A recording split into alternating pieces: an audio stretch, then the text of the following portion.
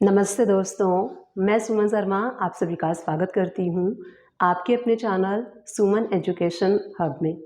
आज के इस वीडियो में आप सभी को बताने वाली हूँ कि ईयर का एंड चल रहा है, मार्च मंथ चल रहा है।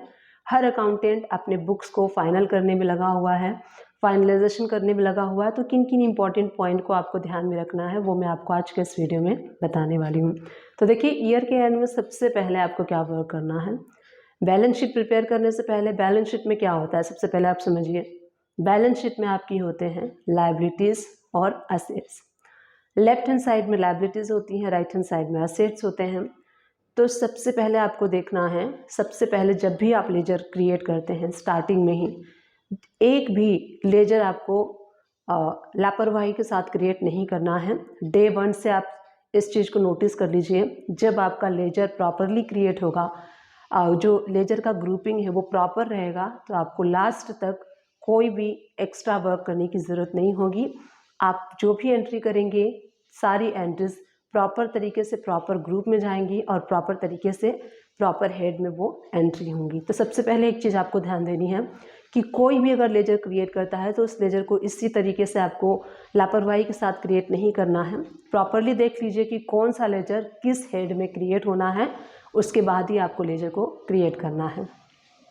सेकेंडली आपको देखना है जो आप एक्सपेंसेस की एंट्री करते हैं वो प्रॉपरली एक्सपेंसेस की एंट्री हो रही हैं, उसका जो पेमेंट है वो प्रॉपरली हो रहा है बैंक के थ्रू या फिर कैश के थ्रू, वो आपको देख लेना है।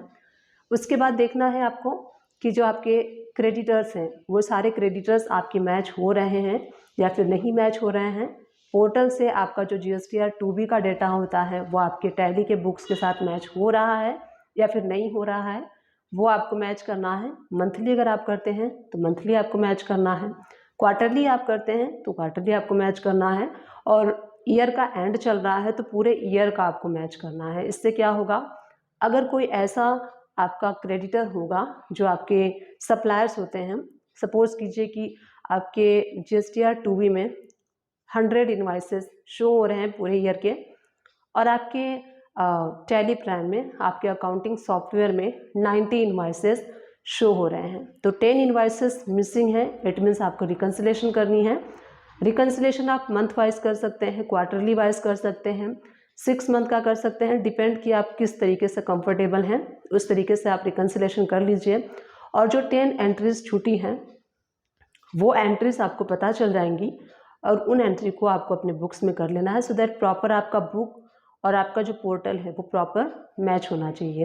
डेबिट क्रेडिट नोट आप देख लीजिए, तो डेबिट क्रेडिट नोट की रिकन्सिलेशन हो जाएगी। कोई ऐसा इनवॉइस है जो आपके पास है पोर्टल पे नहीं है, तो आपको पार्टी के साथ फॉलोअप करना है कि ये जो इनवॉइस था आपने अपने पोर्टल पे नहीं शो किया है। इस तरीके से जब आप पार्टी के साथ फॉलोअप करेंगे अपने सप्लायर्स को, तो वो अपने रिटर्न में शो करेंगे नेक्स्ट मंथ, तो वो आप उसका जो ITC क्लेम कर सकते हैं। उसके बाद जो आपके सन्ड्री डेटर्स होते हैं, तो थोड़ी सी मेरी तबीयत ठीक नहीं है, जब मैं बोल रही हूँ तो मेरी सांस फूल रही है, तो अगर ब्रीथ का वॉइस आ रहा होगा तो प्लीज़ उसको इग्नोर कीजिएगा। तो जो आपके सन्ड्री डेटर्स होते हैं, तो सन्ड्री डेटर्स को भी आपको मैच करना है कि कोई ऐसा पेमेंट तो नहीं है जो पार्टी से आपको फॉलोअप करना है। तो इस तरीके से आपको पार्टी के साथ फॉलोअप भी करते रहना है। GSTR 3B का रिकन्सिलेशन करना है। रिकन्सिलेशन इज़ वेरी इंपॉर्टेंट, चाहे वो सन्ड्री क्रेडिटर्स का हो, डेटर्स का हो, बैंक्स का हो, सारे रिकन्सिलेशन आपको, जो देखिए आप स्टार्टिंग से जब वर्क प्रॉपर करेंगे ना, तो आपको ईयर के एंड में ज़्यादा वर्क हार्ड करने की ज़रूरत नहीं पड़ेगी। मंथ वाइज अगर मंथली बेसिस पे आप रिकन्सिलेशन करते रहेंगे तो ईयर के एंड में आपको बस एक मोटा मोटा आपको चेक करना होगा, ज़्यादा प्रेशर आपके माइंड पे नहीं रहेगा। तो डे 1 से ही आप माइंड सेट कर लीजिए, माइंड में मेकअप कर लीजिए कि इस तरीके से मुझे प्रॉपरली वर्क करना है, सो दैट एंड में आपको प्रॉब्लम ना हो। अब देखिए TCS एंड TDS, अगर आप सेल करते हैं, TCS कलेक्ट करते हैं, तो वो भी आपको देखना है कि कोई TCS छूटा तो नहीं है। स्टार्टिंग से ही आपको प्रॉपरली TCS कलेक्ट करते रहना है। अगर आप TDS डिडक्ट करते हैं तो आप एक्सेल शीट में प्रिपेयर करते होंगे डेटा, और टैली में भी डेटा प्रिपेयर होता रहता है। तो इस तरीके से मंथली आप एक्सेल शीट में भी डेटा प्रिपेयर कर सकते हैं। मंथ वाइज जब भी आप TDS का चालान बिफोर 7 ऑफ एवरी मंथ पे करते हैं, तो आपको देख लेना है।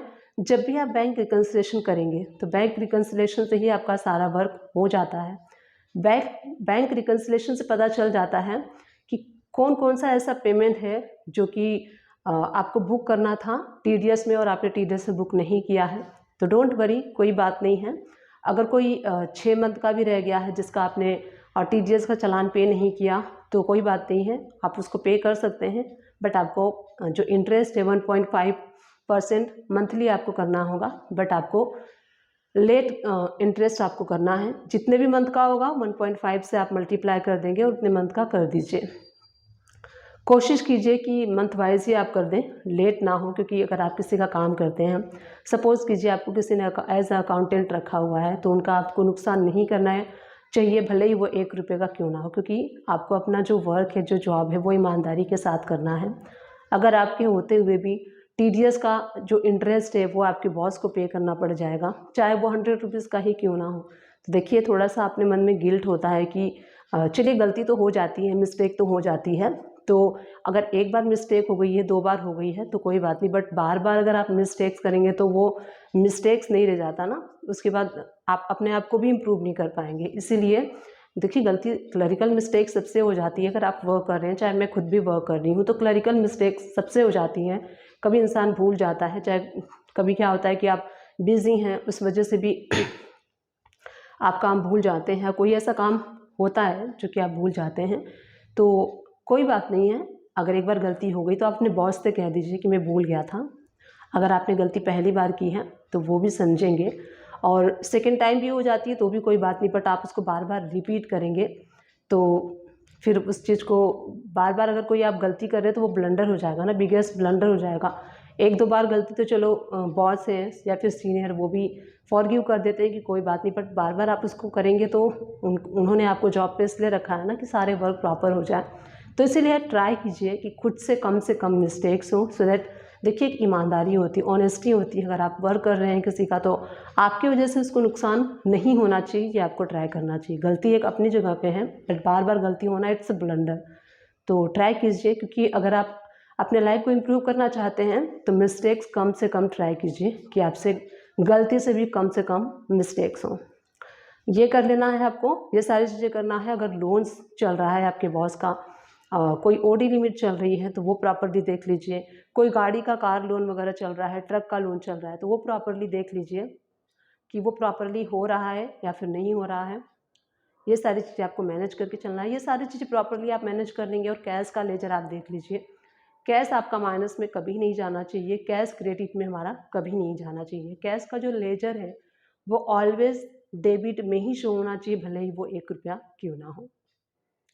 तो ये सारी चीज़ें आप प्रॉपर्ली वर्क कर लेंगे और इस वर्क को आप रनिंग में रखेंगे तो देखिए आप एक अच्छे अकाउंटेंट हो गए। ना आपको बॉस की बात सुनने की ज़रूरत पड़ेगी, ना सीनियर की, ना CA की, और एक आप अच्छे ईमानदार अकाउंटेंट बन जाएंगे। और हो सकता है, ये ज़रूरी नहीं है कि आप अच्छा काम कर रहे हैं, क्योंकि आज की डेट में अच्छा काम करने से मुझे नहीं लगता कि लोग प्रेज़ करते हैं, जेलस ज़्यादा करते हैं। बट आप अगर अंदर से अच्छे हैं, आप अपना वर्क अच्छे से कर रहे हैं, तो कोई देखे ना देखे, भगवान देखते हैं, डेफिनेटली आपको उसका फल मिलेगा। पेशेंस रखिए।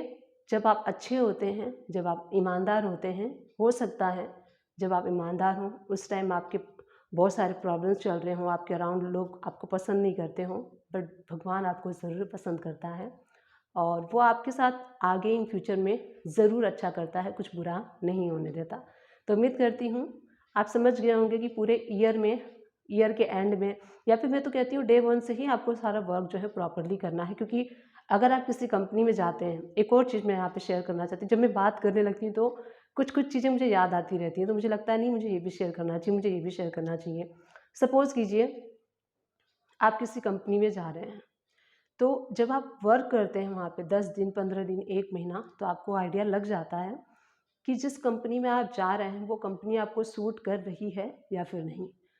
आप खुद डिसाइड कर लेते हैं। अगर वो कंपनी अच्छी है, वहाँ के स्टाफ अच्छे हैं, बॉस अच्छे हैं, CA कोऑपरेटिव है, सीनियर कोऑपरेटिव है, तो आपको लगता है कि मैं यहाँ पे लॉन्ग टाइम अपना इन्वेस्ट कर सकता हूँ, काम लॉन्ग टाइम तक मैं कर सकता हूँ।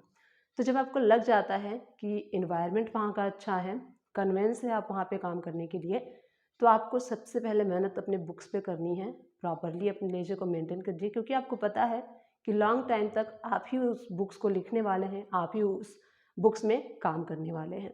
तो इस तरीके से डे 1 से ही आप स्टार्ट कर लीजिए। अगर आपको लगता है कि आप लॉन्ग टाइम तक वहाँ पे रन कर सकते हैं, तो आपको सारे वर्क को प्रॉपरली एक रिस्पॉन्सिबिलिटी के साथ, एक जिम्मेदारी के साथ करना है।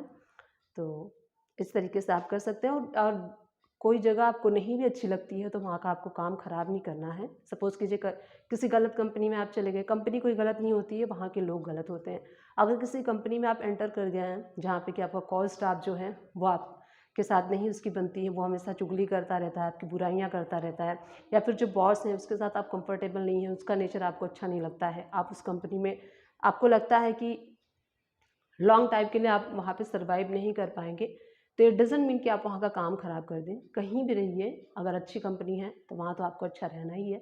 ख़राब कंपनी भी है तो वहाँ का कुछ भी ख़राब मत कीजिए, अपना बेस्ट से बेस्ट ट्राई करने की कोशिश कीजिए। हो सकता है कंपनी अच्छी ना हो बट आपका वर्क अच्छा हो और उसकी वजह से लोग आपको पसंद करें, और लोगों का जो थिंकिंग है वो आपको लेकर चेंज हो जाए, और हो सकता है कि एटमॉस्फेयर भी वहाँ का चेंज हो जाए और आपको वो कंपनी सूट कर जाए। अगर कंपनी सूट नहीं भी करती है तो अपने साइड से आपको कभी भी गलत नहीं करना चाहिए।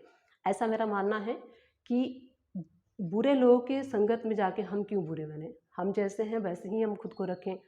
क्योंकि कीचड़ में कमल खिलता है, तो कमल ये थोड़ी कहता है कि मैं कीचड़ में आ गया हूँ तो मैं खिलूँगा नहीं, ऐसा नहीं है ना। तो अपनी अच्छाइयों को बुराइयों के बीच में भी आपको ज़िंदा रखना है। आज मैं बहुत अच्छी-अच्छी लाइनें बोल रही हूँ माइंड में सब चीज़ें आती जा रही हैं तो मैं बोलते जा रही हूँ।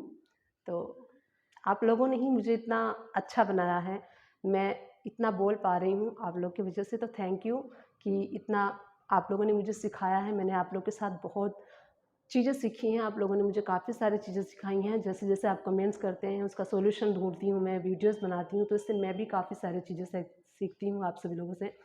तो thank you all of you, मुझे यहाँ तक लाने के लिए और इतना सपोर्ट करने के लिए और इतना नॉलेज गेन करने के लिए। आप लोग भी इक्वली कंट्रीब्यूशन आप लोग का भी है, जितना मैं आप लोग को सिखाती हूँ उतना आप लोग भी मुझे सिखाते हैं। थैंक यू वेरी मच, दिल से थैंक यू। जितना आप लोगों ने सपोर्ट किया है उसका थैंक यू, और उम्मीद करती हूँ कि इसी तरीके से आप अपना सपोर्ट जो है वो बनाए रखेंगे और मुझे इसी तरीके से सपोर्ट करते रहेंगे। Thank you for watching and keep watching.